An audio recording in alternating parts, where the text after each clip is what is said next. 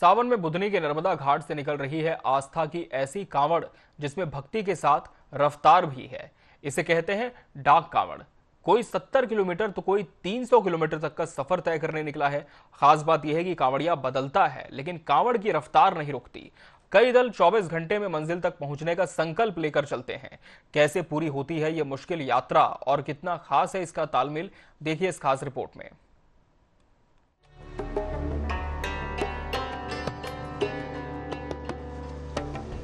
बुधनी का नर्मदा घाट सावन में भोले की भक्ति से सराबोर है।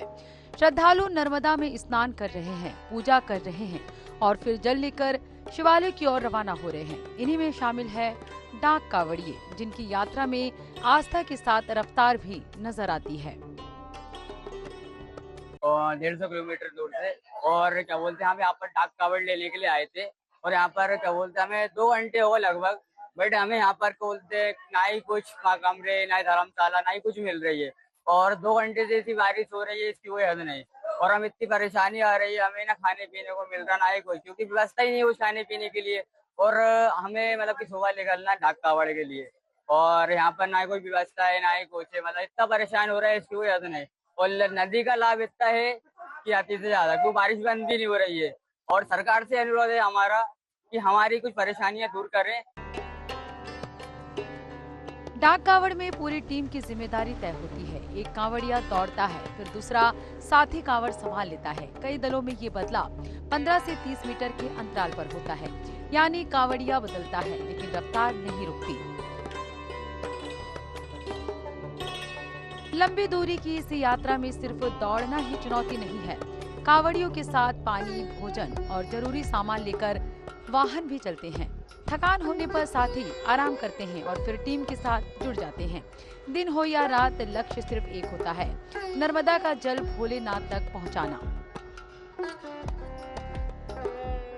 सावन में बुधनी घाट पर भीड़ बढ़ने के साथ कांवड़ यात्राओं की संख्या भी बढ़ रही है। रास्ते में स्थानीय लोग भी कांवड़ियों की सेवा में जुटे हैं। कहीं पानी मिल रहा है, कहीं फल और भोजन। यहाँ की व्यवस्थाएं पूर्ण रूप से बेकार है, क्योंकि हम लोग आए हैं रात के 2:30 बज रहे हैं। यहाँ पे ना कोई नाविक है, ना कोई नाव है और ना कोई तैराक है। अगर यहाँ पे कोई घटना घटती है तो उसका जिम्मेदार कौन रहेगा? तो मैं प्रशासन से यही कहूंगा कि हम जो कांवड़िया सावन के महीने में यहाँ पे आते हैं, हम लोगों के लिए व्यवस्था की जाए। यहाँ पे 2-3 नाव की व्यवस्था की जाए और यहाँ पे जो है तैराकों की व्यवस्था की जाए। जब कांवड़िया अपनी कांवड़ भरते हैं, कोई घटना होती है तो उनको बचाने के लिए कौन आएगा? लेकिन आस्था की इस यात्रा के बीच सुरक्षा भी बड़ी जिम्मेदारी है। नर्मदा का बढ़ता जलस्तर, घाट पर भीड़ और सड़क पर लंबी दूरी तय करते कांवड़िए। ऐसे में घाट से लेकर यात्रा मार्ग तक निगरानी, पेयजल, प्राथमिक उपचार और सुरक्षित ठहरने जैसी व्यवस्थाएं जरूरी है। इस समय हम मौजूद हैं बुधनी के ऐतिहासिक नर्मदा घाट पर।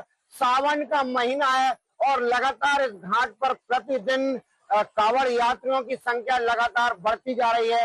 हालांकि जैसे जैसे सावन का महीना खत्म होता जा रहा है, ये आखिरी सोमवार आने वाला है कल सवेरे। आज रविवार है, सुबह से ही काफी भीड़ है घाट पर। और जो कांवड़ यात्री पैदल चलते हैं, अपने कांवड़ टांग कर लेके जाते हैं। लेकिन अभी हम जो पीछे देख रहे हैं, ये कांवड़ यात्री रात को लगभग अभी 12 बज गए हैं। ये रायसेन जिले के लोग हैं और ये पैदल दौड़ते हुए जाएंगे। और जो डाक कांवड़ यात्रा की विशेषता ये है कि इसमें दौड़ते हुए जाना है और बिना रुके जाना है, बिना थके जाना है और इसकी एक समय लिमिट है। जैसे इन्होंने बताया कि लगभग इन्हें 7 घंटे के अंदर काफी लंबी यात्रा करना है। और सबसे बड़ी बात है कि मैं कैमरामैन से कहूंगा कितना पानी गिर रहा है ना बताएं। यहाँ पर लगातार यहाँ पानी गिर रहा है, बहुत मूसलाधार बारिश है। लेकिन ये जो पानी है, इंद्र भगवान भी इन्हें नहीं रोक सकते हैं। शंकर भोलेनाथ की सच्ची भक्ति है इन भक्तों की। और ये लगभग 100 से अधिक संख्या में लोग यहाँ पर आए हैं और अब थोड़ी देर बाद इनकी यात्रा शुरू होने वाली है। और एक सबसे बड़ी बात यह है कि जब हमने इनसे बात की है तो इन्होंने बताया कि कांवड़ यात्रा जो कुछ लोगों का जैसा कहना है कि रावण ने शुरू की थी, तो कुछ लोगों का कहना है कि भगवान राम ने चालू की थी ये यात्रा। और कुछ लोग कहते हैं कि